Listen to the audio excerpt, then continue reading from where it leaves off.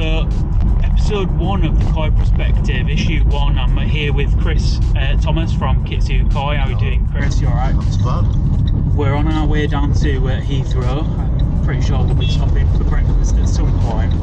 But yeah, I'm really excited about this. This is the Yumi Koi Challenge. Is it the second year you've done this? Yeah, second year we've done Yumi Koi Challenge. We did ship the Rasta Koi Challenge a year before, so it's like our third big competition style shipment.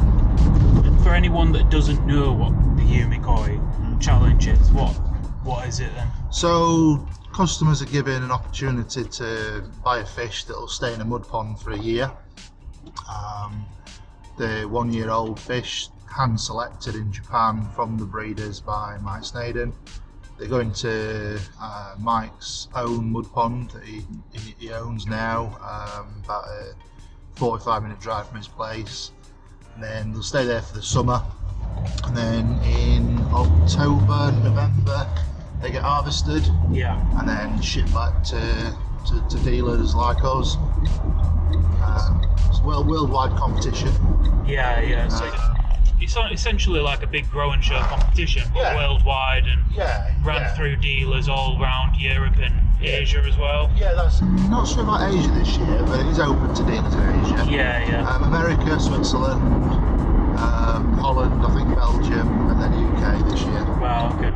And so this year, I think you've sold the most entries to the competition. We sold 24.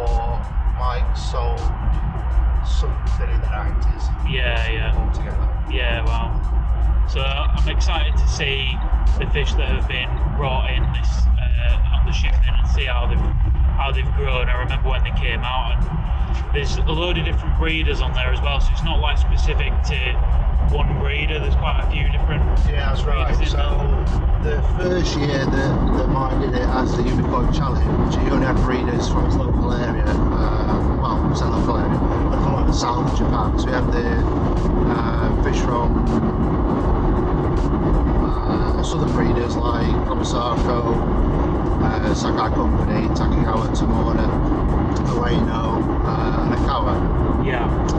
This year did something different because people were asking him for some fish from north. So he bought some fish from Nagami, some Nagami Clarku. He also went to Dainichi Toyota, which is near Nagoya. So a bit of variety. There's a bit, not variety because the varieties of fish didn't change much, but a bit of difference in the breeders this year.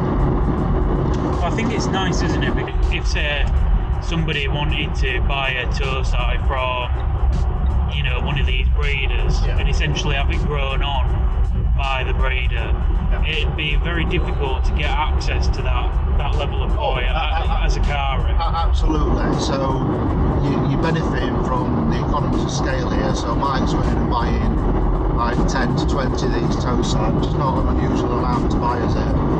There's like high-end Tosai. Yeah. And then they're going into Mike's own mud pond. And Mike's the one that's then responsible for feeding them. So the truth of it is, it's almost like heavily subsidised. The truth is. So there's really good value fish. And so when was the first time that you came across Mike Snaden? Was it through the Rasta Challenge a few years ago, or have you? No. So Mike's been dealing high-end fish in UK since early 2000s, I think. I can't remember the exact date, but around about 2003, 2004, I think he supplied a Grand Champion and National.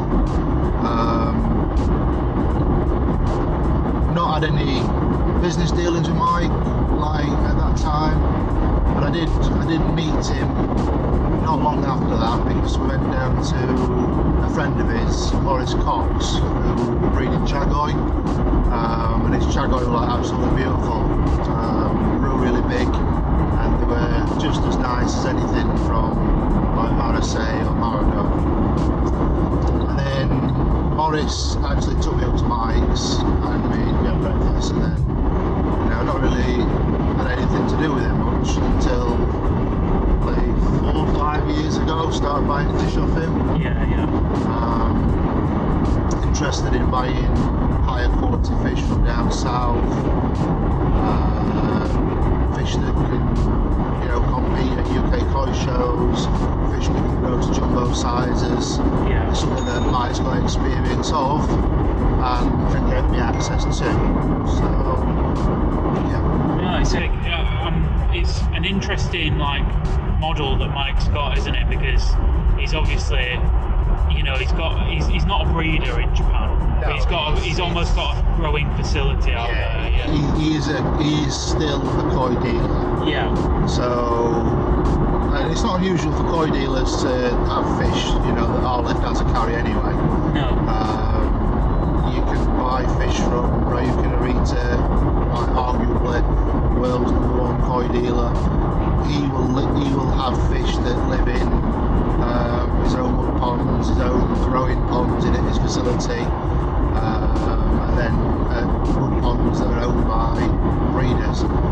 Then you've got Odekan, another world-class mega dealer, sells fish worldwide. He does the same. He buys fish, brings them back to his place, puts them out into mud ponds or indoor growing ponds. He's also got events where he'll sell fish, so it's not unusual to have a koi dealer in Japan. No. But it's unusual to have a Western koi dealer in Japan. A British one, But I think Japan kind of suits him. He loves it where he is. So, and he's passionate about it. Well, it's interesting as well, following some of his videos, for Yumikoi, and following some of the things that he's doing over there, which are, I guess, bringing more westernized methods of koi keeping to Japan as well, like with his koi house. It's funny that, because Mike had this plan of transporting his drum filters and baki showers to Japan. But the baki showers are Japanese anyway. They originated as we know them, they originated at Momotaro, but koi breeders and dealers have been using trickle style, shower style filters for years. But the drum filters that Mike took over, there's not many fish houses in Japan that use a drum filter. So it's a little bit weird. And you kind of walk into Mike's place and the ponds are built out of the ground, whereas at the majority of fish breeders that you go to in Japan, all the ponds are at floor level. But that's because of the way they're filtered. So it is a bit of a weird little fish house, but also an amazing fish house as well, because the pond size is just phenomenal. And all the greenhouse is just magic. It's like all automated, temperature controlled. It's really a big investment, and one that seems to be working for him. So. And his mud pond as well that these fish have been growing in is quite a sight as well. It's huge, So the mud pond where the Yumikoi Challenge fish live for the summer is an old mud pond that Takigawa Koi Farm don't use anymore.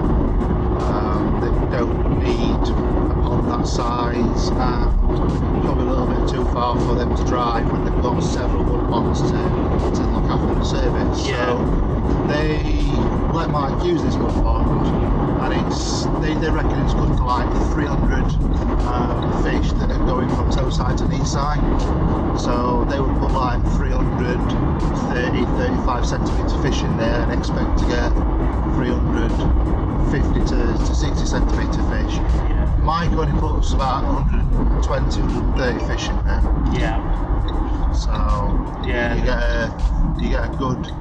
he gets a good, stable, predictable growth out of them fish, I suppose. Yeah, which is what you're after, isn't it? Yeah, so all the breeders and dealers have challenges with mud ponds. If the weather's not good, then the fish don't grow so well because they can't eat or they can't feed because of the water quality. So by keeping it in very limited stock, it minimises that risk of poor water quality and lack of appetite.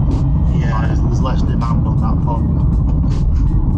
But I think for everyone involved in this, you know, the price of it. What are you happy to say what the price was for it this year? So the first year we did it with 960, and then the year after we stayed the same at 960.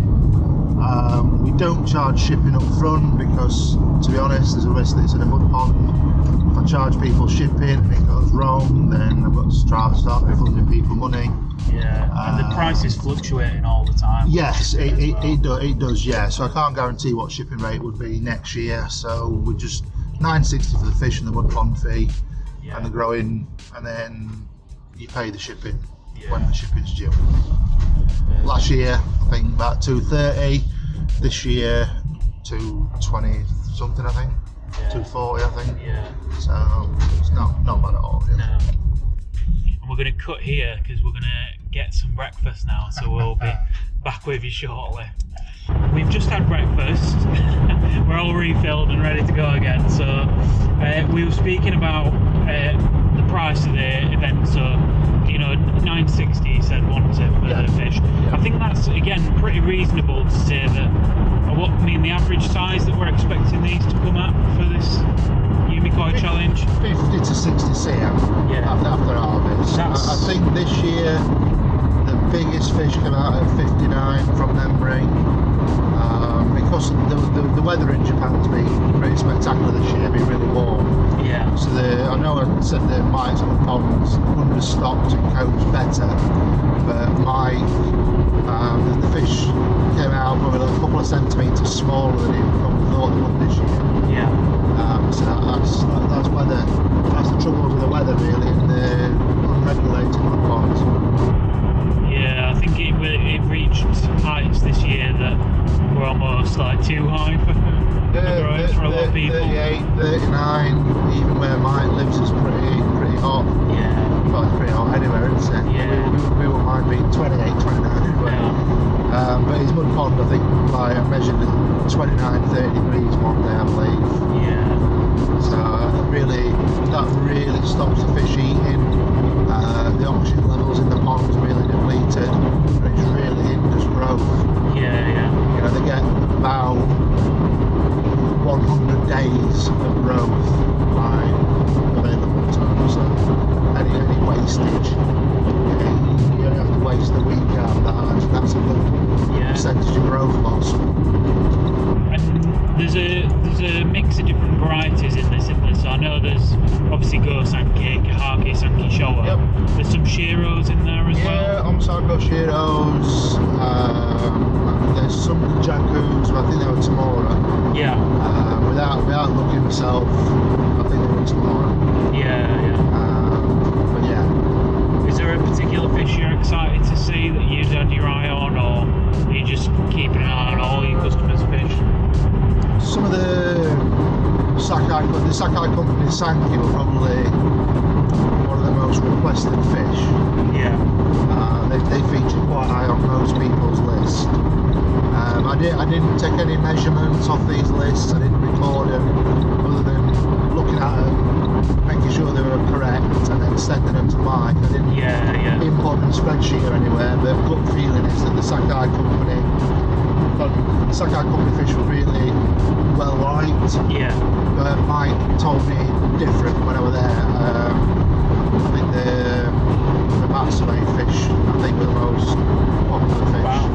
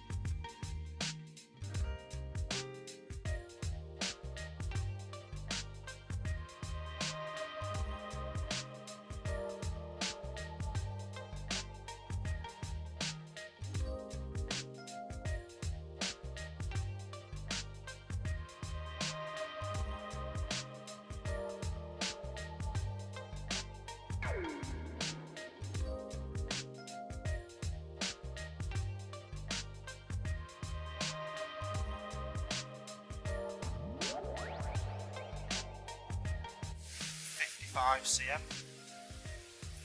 A really lovely pattern to this one. Just got some sumi there, you know, finish it off. Both nice, travel well. Strong bodies, haven't they? Yeah.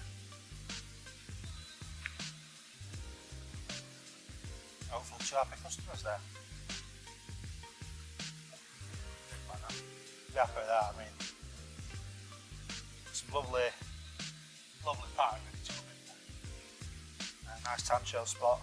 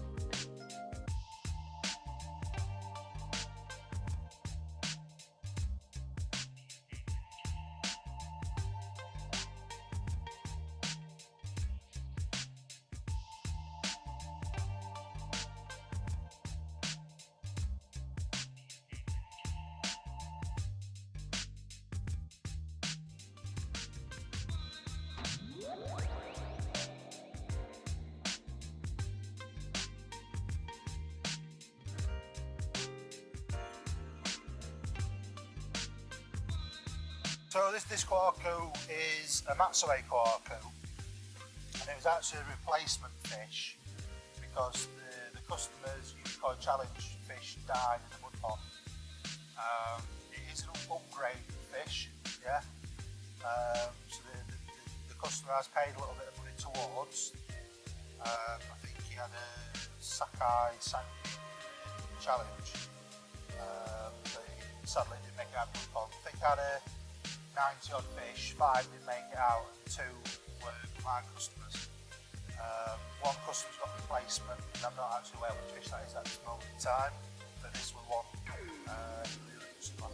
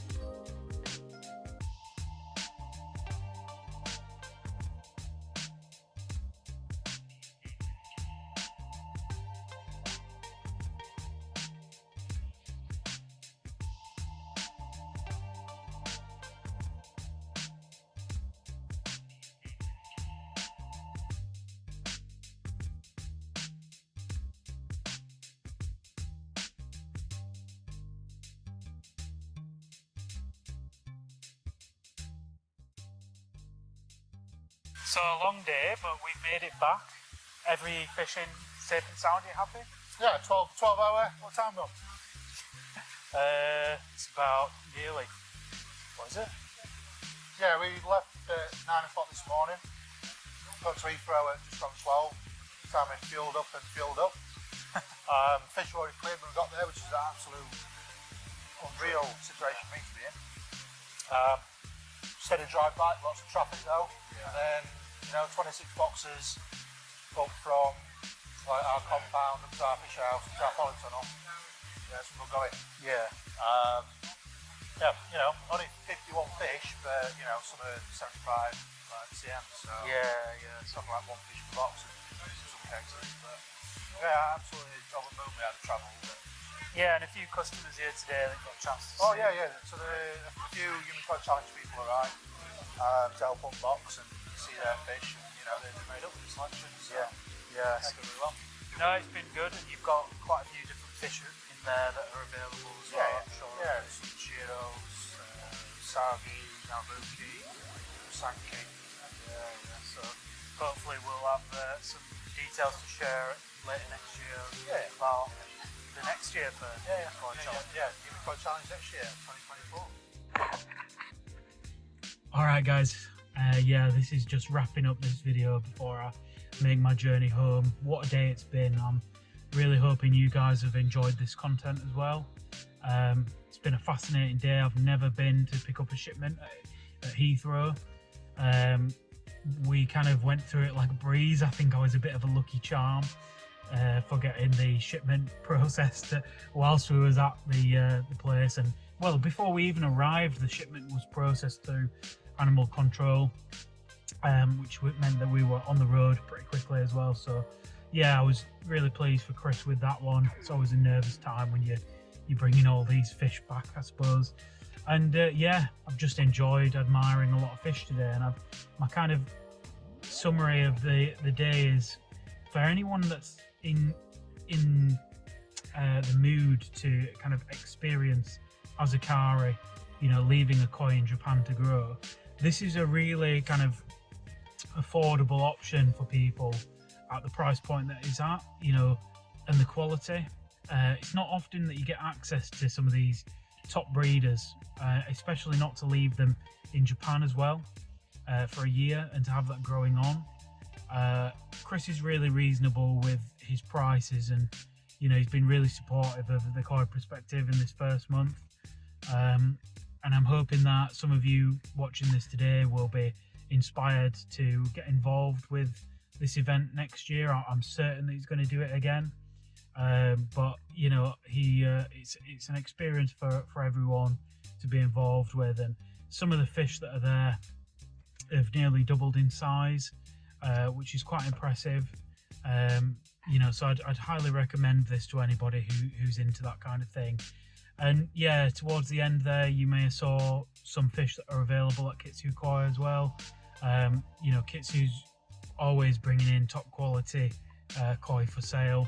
And I'm sure that if anyone fancying a weekend trip to Sheffield, Yorkshire, where this facility is based, it's a fantastic day out. I'd highly recommend it, and make sure to follow on YouTube if you're enjoying this content. I'd really appreciate it if you guys could give this a thumbs up and subscribe to me. If you're watching this on YouTube for the first time, there will be a full feature-length article in the magazine that's already out, and that's going out on February the 1st 2024. I'm really we've lost the lights now. I'm really excited to bring some more content to you guys, and I'm hoping you follow along on this journey. It's a completely free to read magazine that's digitally sent to your email every month. And I'm going to get home to my wife, who's probably a little bit annoyed with me being late home. It's been a long day, but hope you're all doing well, and I'll speak to you again soon. This has been Joe at the Koi Perspective. Out.